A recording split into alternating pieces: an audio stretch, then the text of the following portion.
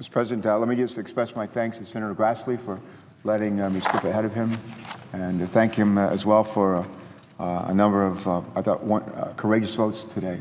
I just want to express my gratitude to him and the presiding officer, and understand on earlier today on the vote on final passage of the transportation funding legislation, 79 senators voted for the bill as amended, 79.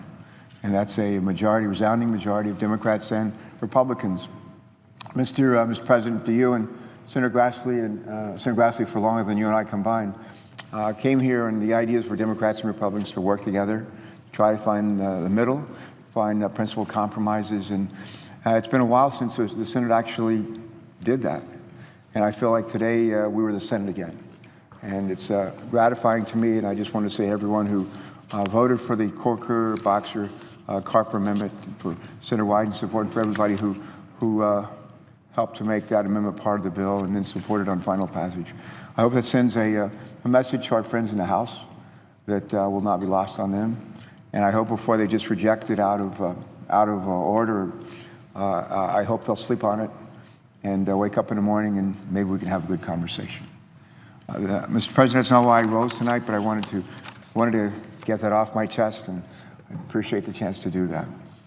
Mr. President, I rise this evening in support of the Emergency Supplemental Appropriations Bill. Was introduced, I believe, last week by Senator Mikulski.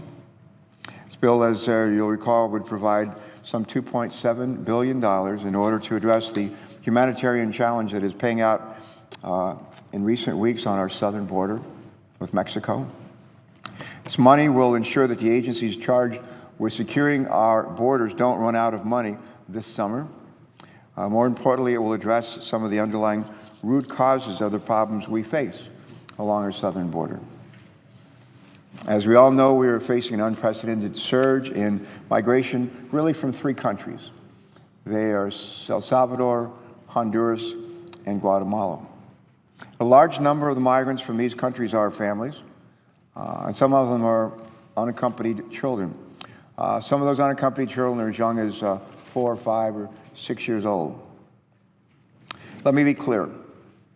These children and these families are not slipping past our borders undetected. They are being apprehended in large numbers by the Border Patrol almost as soon as they touch U.S. soil. Some of them, many of them, actually turn themselves in voluntarily to our Border Patrol. Although the influx has slowed in recent weeks, the sheer number of children and families coming across our southern border in South Texas earlier this summer overwhelmed the Border Patrol, overwhelmed Health and Human Services and other federal agencies. The administration and Secretary Jay Johnson, Secretary of the Department of Homeland Security, have responded to this situation with what I would describe as an all-hands-on-deck approach.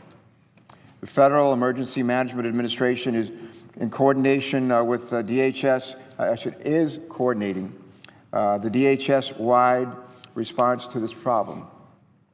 The Department of Defense has provided space on some of its military installations to house unaccompanied minors until Health and Human Services can find a placement for them. Immigration and Customs Enforcement has greatly expanded its ability to detain and remove families. And we have surged Border Patrol agents, immigration judges, and other personnel to the border to help process these people. These measures have been working. For example, the amount of time people are detained before they are removed has decreased significantly in recent weeks. But these emergency measures are expensive, and none of the federal agencies involved have the money they need to sustain the aggressive steps that they're taking to deal with this situation. The consequences of not moving forward with this legislation are severe. Let me give you some examples of what failing to act will mean. Without this emergency funding, Immigration and Customs Enforcement could be forced to release thousands of people currently being detained and to stop operating repatriation flights. Health and Human Services could be forced to cut back on the number of children it can care for. Children would be forced to stay longer at Border Patrol stations, and Border Patrol agents would spend more of their time taking care of children and less time pursuing the smuggling networks operating along our borders. Now, some of my colleagues are suggesting that we won't be able to pass this supplemental until September, and that the administration can just move money around until then to make up for the shortfall. Well, that may have been more feasible early in the fiscal year, but doing so now will likely have significant unintended consequences. For example, it would impair our border security because DHS may have to reduce aerial support for the Border Patrol or stop replacing badly needed X-ray machines out of ports of entry. Our ability to respond to natural disasters could also be harmed. I also understand that my colleagues in the House introduced a bill today that would provide just $659 million to deal with this crisis, $659, roughly 1/4 of what Senator Mikulski has introduced.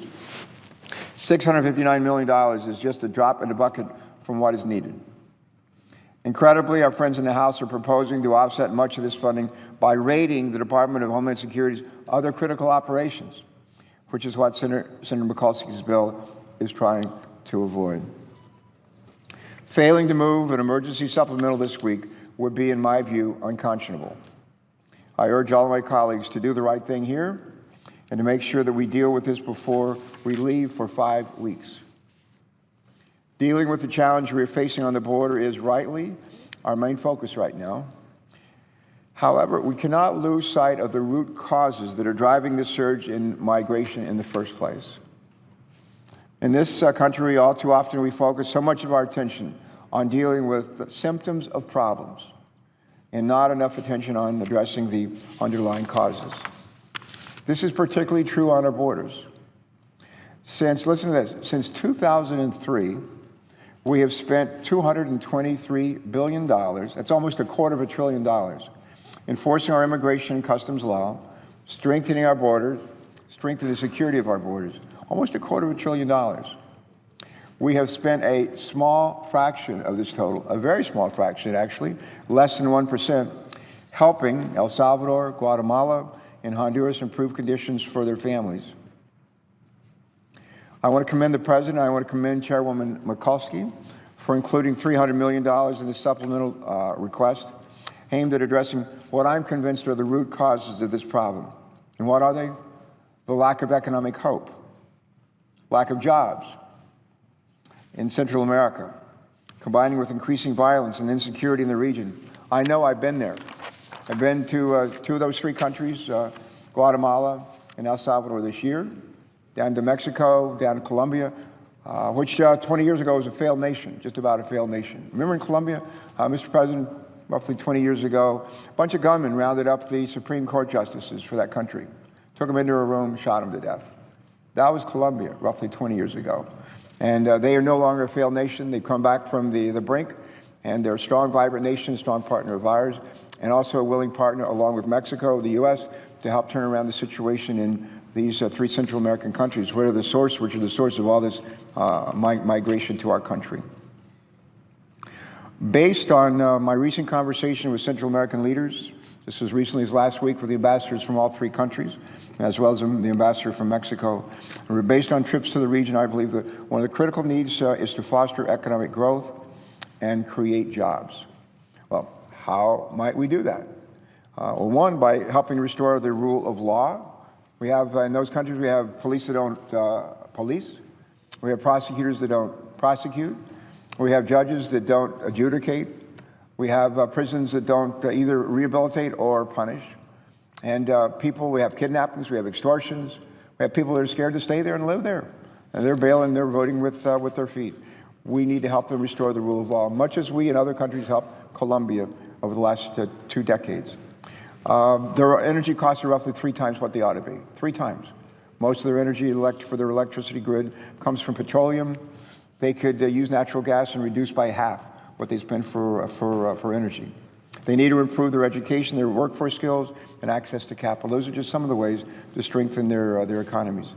I'm not suggesting any of this will be quick or easy to do, and it will require a sustained investment and focus on the region by the U.S. and also by a number of others. This is not our job alone. This is a shared responsibility, and we need to keep that in mind. But it can be done. In fact, we've already done it with 2 of our most important allies in Latin America, as I mentioned, Colombia, and more recently with Mexico. where the economic situation was so bad that listen to this, more than 1 million Mexicans were apprehended trying to cross our borders every year, more than 1 million. Today, both countries have vibrant democracies, vibrant economies, and their citizens have hope for their future.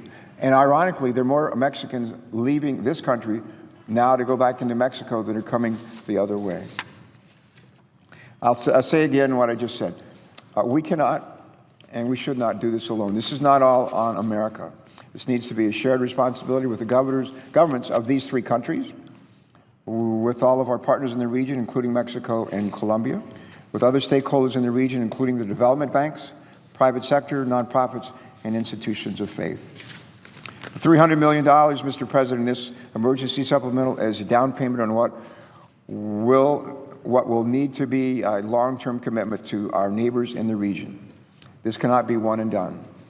If we're serious about addressing the surge, we'll need to do more, and frankly, so will others, and I would underline the so will others. Finally, based on what I have seen and heard, Mr. President, solving this crisis requires a holistic approach, and one that tackles the underlying causes that are pushing people out of Central America and the factors that are pulling them to our borders. If we turn our backs on these countries, I'm convinced that we'll be back here in 10 years from now dealing with another expensive humanitarian crisis on our border. We don't need that in either of those countries. I urge all of our colleagues to put aside politics, to pass this urgently needed emergency supplemental. And with that, Mr. President, I yield the floor. Thank you so much.